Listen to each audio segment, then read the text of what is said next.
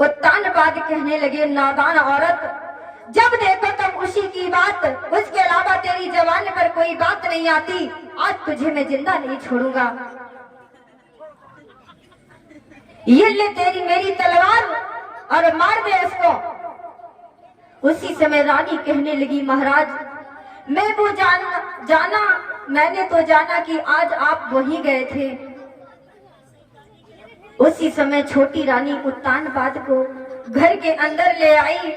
उसी समय भगवान की कृपा से छोटी रानी ने भी गर्भ धारण किया है।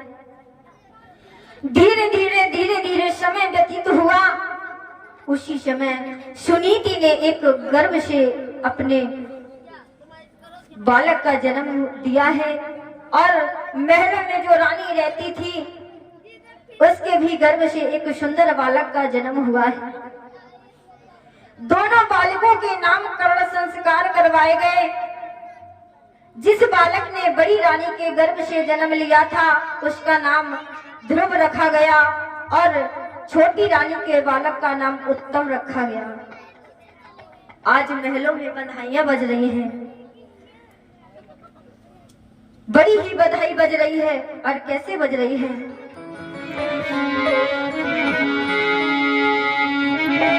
आज सभी दरबारी के लोग बड़े ही खुश हैं और बधाई गा रही हैं सहेलियां।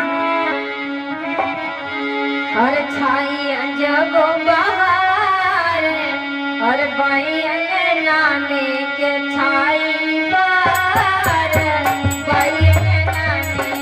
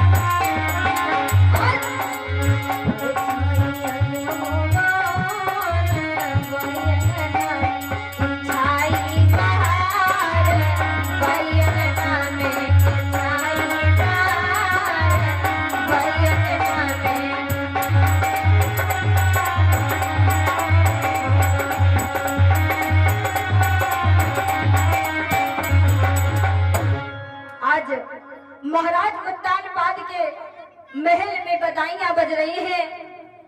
दोनों बालक अच्छी साहित्य में पैदा हुए और जो कुछ भी अंतर था तो वह अपनी अपनी किस्मत है। एक रानी ने गर्भ धारण किया था, उस दिन से चारपाई नहीं छोड़ा और एक रानी ने खेतों का अनाज आज तक बटोरा है। एक रानी के लिए दासियां सेवा में लगी और एक रानी जौ की रोटी से गुजारा कर रही है। रानियों में अंतर था, यही अंतर था। परंतु जब उनके बालक हुए उनमें भी अंतर हो गया। तो बताया है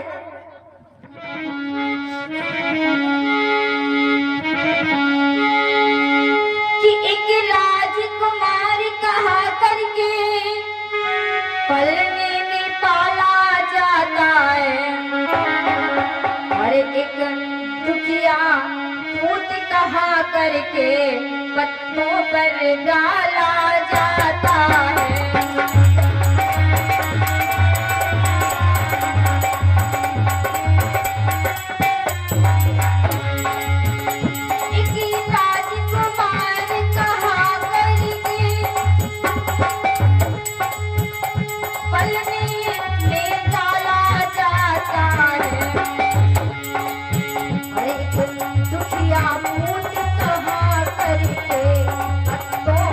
डाला जा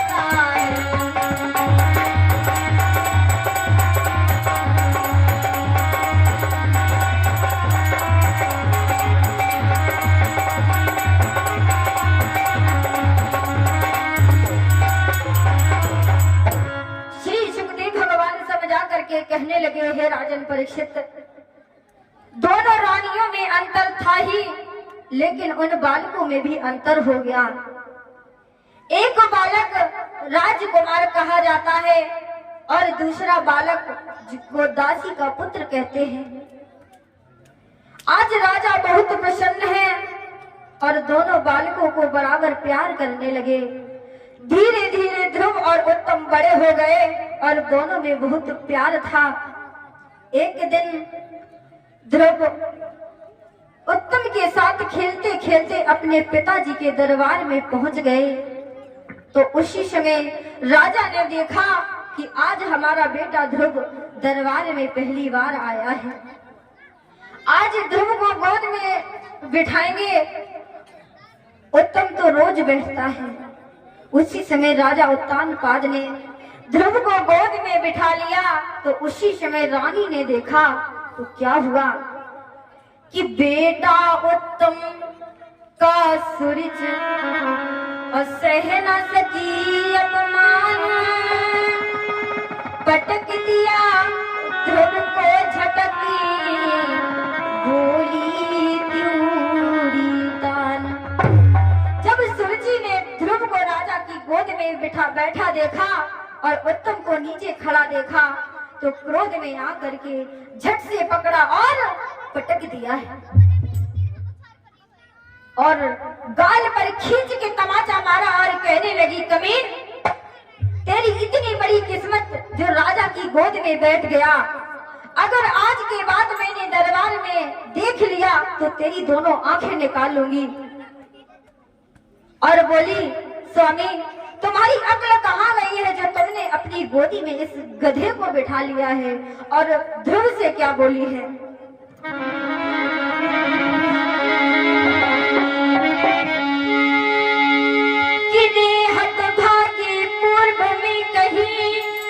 यदि थोड़ा भजन किया होता तो उत्तम के बदले तूने मेरी कोख से जन्म लिया होता।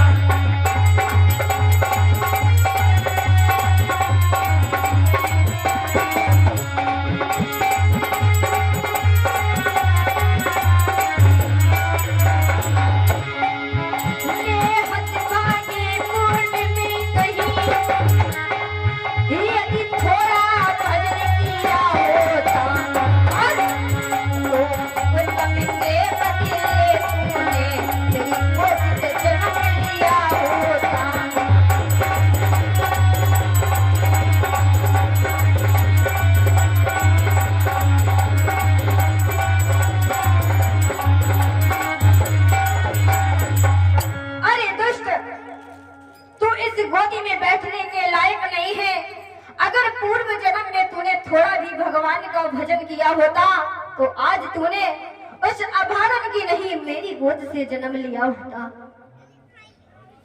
उसी समय इस कड़वे बोल को सुन करके जब सहन नहीं कर पाए और बोले, माँ, हम तेरे दरवाजे पर कभी नहीं आएंगे, कभी नहीं आएंगे। और रो करके ध्रुव अपने घर वापस आए हैं। उसी समय रानी ने ध्रुव को रोते हुए देखा, भाग करके ध्रुव को गोद में उठा लिया और रो करके कहने लगी है, बेटा, तुम्हें किसने मारा है और क्या बोली है कि रो करके सुनी थी बोली और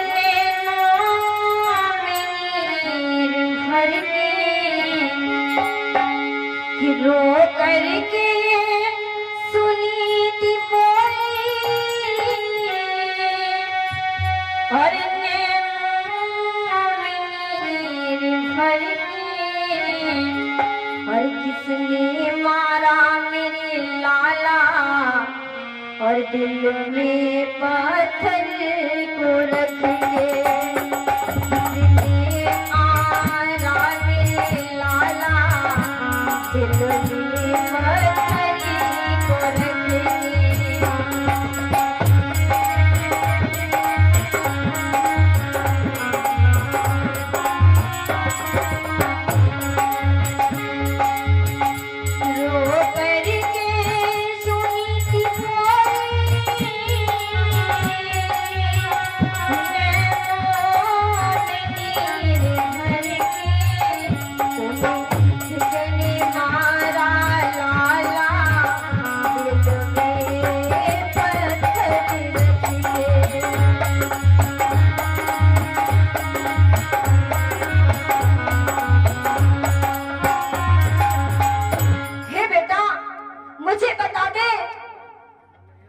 कि तुझे किसने मारा है मेरे लाल।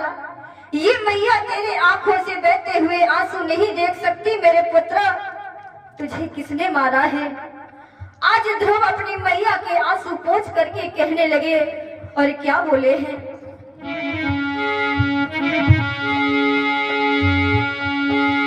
कि बोला माता में और बंधु और राजा के साथ खेलते थे।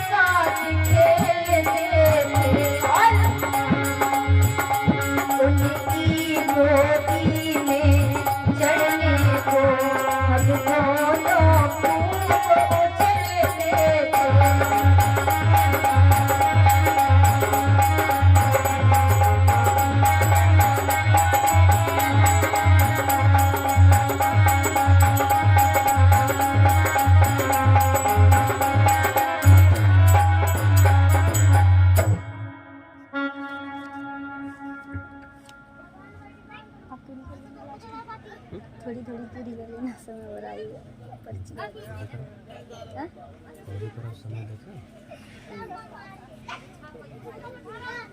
आज